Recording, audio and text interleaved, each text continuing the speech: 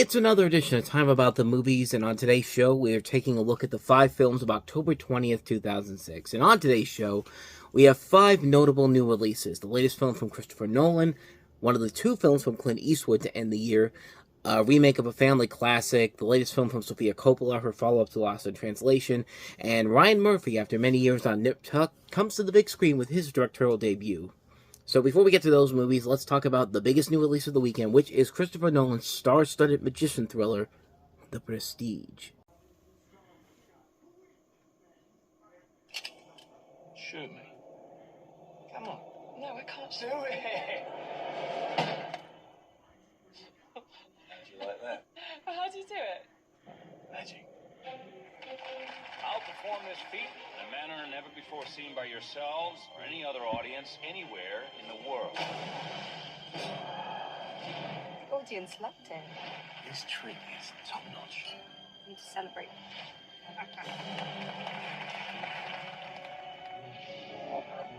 A real magician tries to invent something new.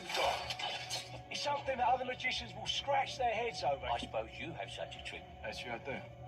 It's the one they're going to remember me for. What happened? It was the greatest magic trick I've ever seen. I need to know how he does it. He has no trick. It's real. Every great magic trick consists of 3 acts. The first act is called the pledge. The magician shows you something ordinary, but of course, it probably isn't. The second act is called the turn. He's obsessed with discovering your method. The magician makes this ordinary something do something extraordinary. Now you're looking for the secret, but you won't find it. That's why there's a third act called the prestige. This is the part with the twists and turns, where lives hang in the balance. And you see something shocking you've never seen before. This was built by a man who can actually do what magicians pretend to do. Real magic. I know what you really are. How does he do it? You want the truth. Nothing is impossible. Abracadabra. No more secrets. Secrets of my life.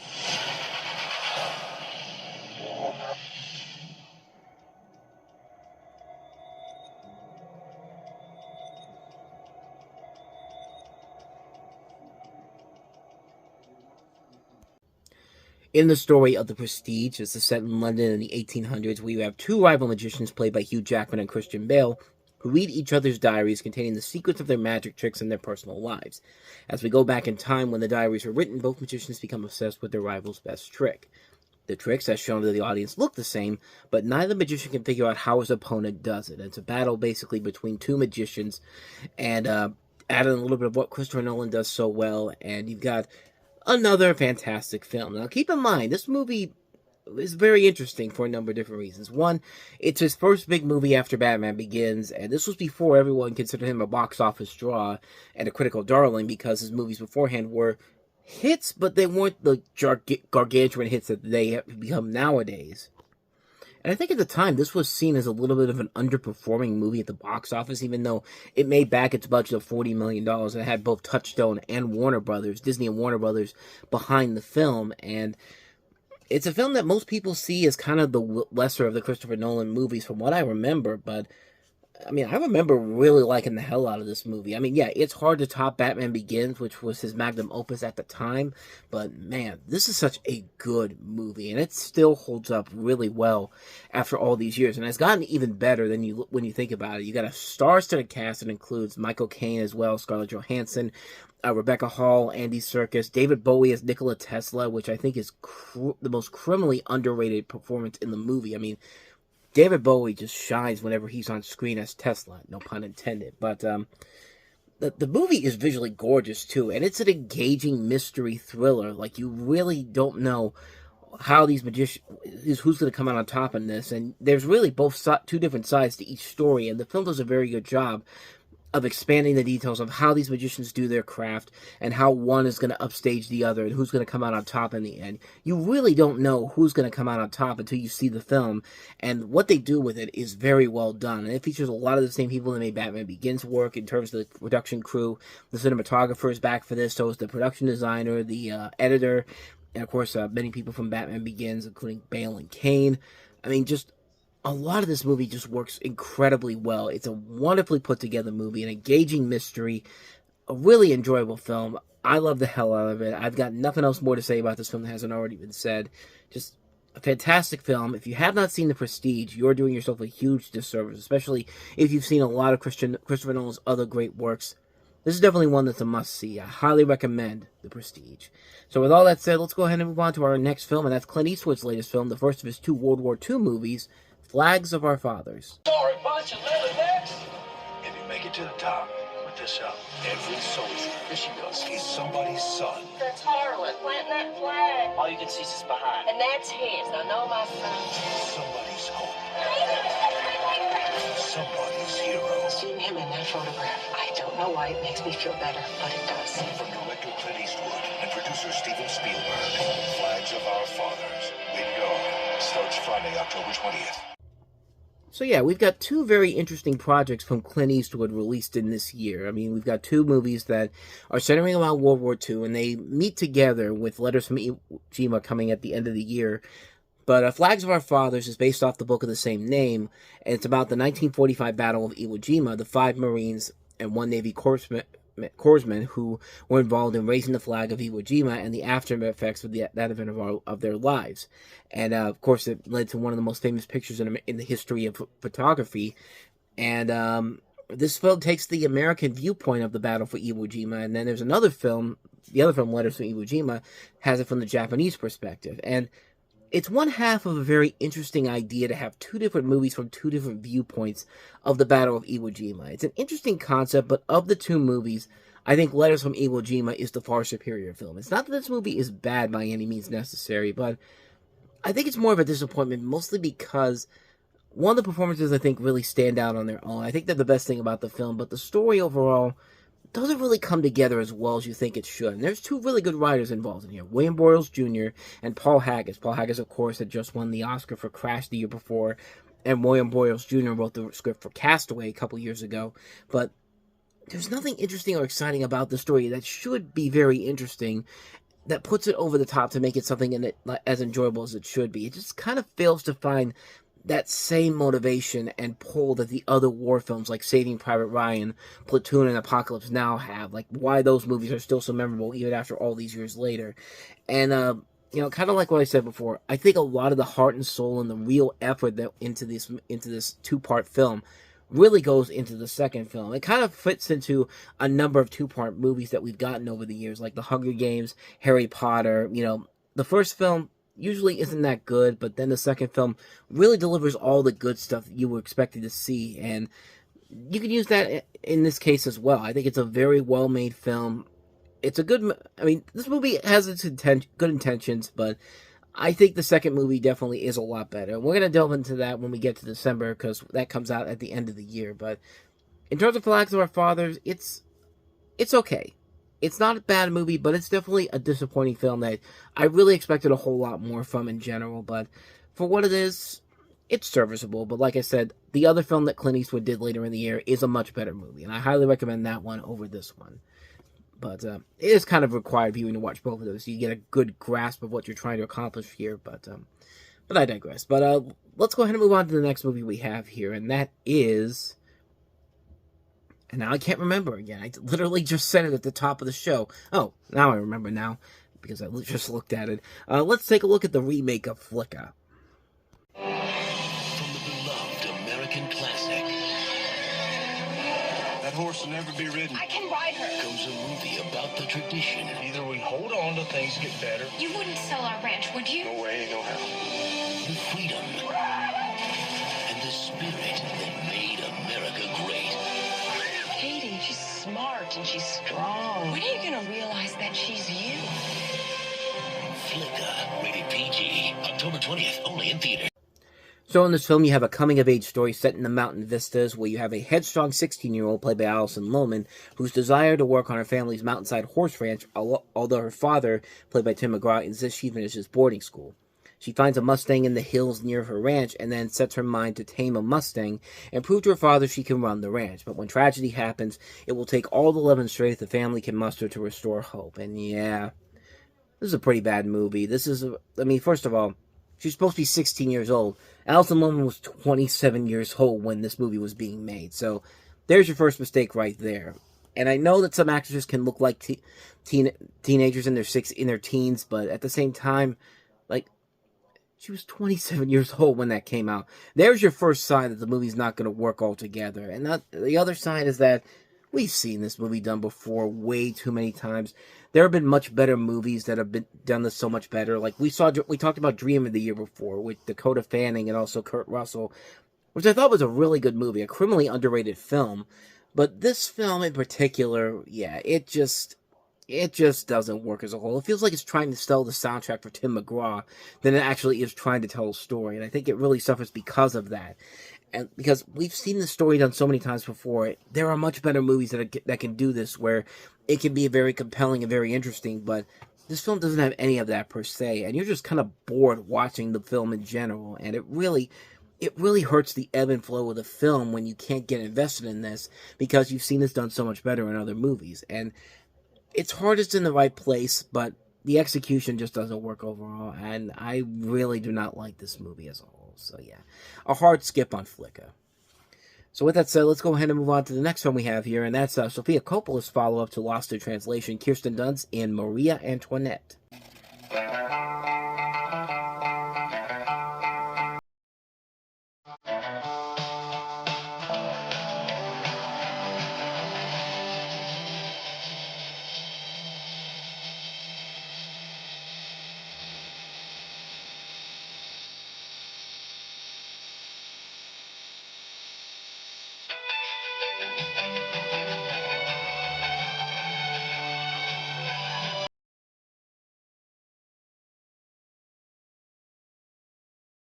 So the film is an impressionistic retelling of Marie-Antoinette's life as a young queen, played by Kirsten Dunst, in the opulent and eccentric court at Versailles.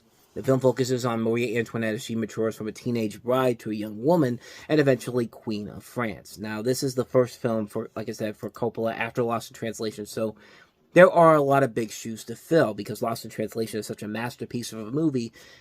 And kind of like with The Prestige, this did not get the proper respect it deserved at the time when it came out. It was actually kind of seen as a flop, but as time has gone on, it has eventually gotten the good following that it definitely deserves. And I remember liking the movie at first. I will admit that I saw it kind of as a letdown, especially after Lost in Translation, but it is a movie that has indeed grown on me, and it's grown on me mostly because of the performances. Kirsten Dunst, I think, is spectacular as Marie-Antoinette. You have a cast that also includes Jason Schwartzman, Judy Davis, Steve Coogan, Rip Torn, Rose Byrne, Molly Shannon, Danny Houston.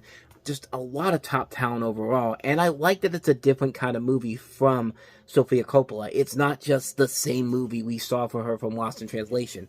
She's experimenting a little bit more with this movie in terms of the camera style, the way she's shooting the film in general, and I think it works very well to the film's advantage. I think it's a very eclectically put together film, a very nicely put together film that feels very different from the last thing she did. You can tell that she clearly is evolving and trying to do something different compared to what she did before, and I thought it worked very well. I think the film overall is really enjoyable. I think Kirsten Dunst really gives a great performance that probably should have gotten a lot more attention than it deserved, but it's a fantastic film. I highly recommend it. It's one of Sofia Coppola's most underrated movies, in my opinion.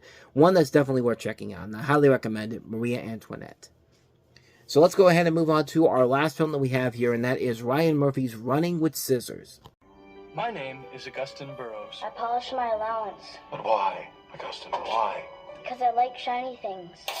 I really don't see myself in you at all. I'm more like my mom. Your mother was meant to be a very famous woman. My father just didn't understand my mother and me. It's 4:30. I have a reading. I got stuck in traffic. You're trying to sabotage me. I'm unhappy. I'm unhappy. I need to see both you and Theodore on a regular and disciplined basis for 5 hours a day. I'm available. Dr. Finch. 5 hours a day? I can't do that. I have to work. I'm working on this new movie called Rust, and we're shooting a big scene where I have to pretend to shoot somebody. Surely nothing is going to go wrong in this situation, and, I'm gonna go to hell when I die. I'm gonna go to hell when I die.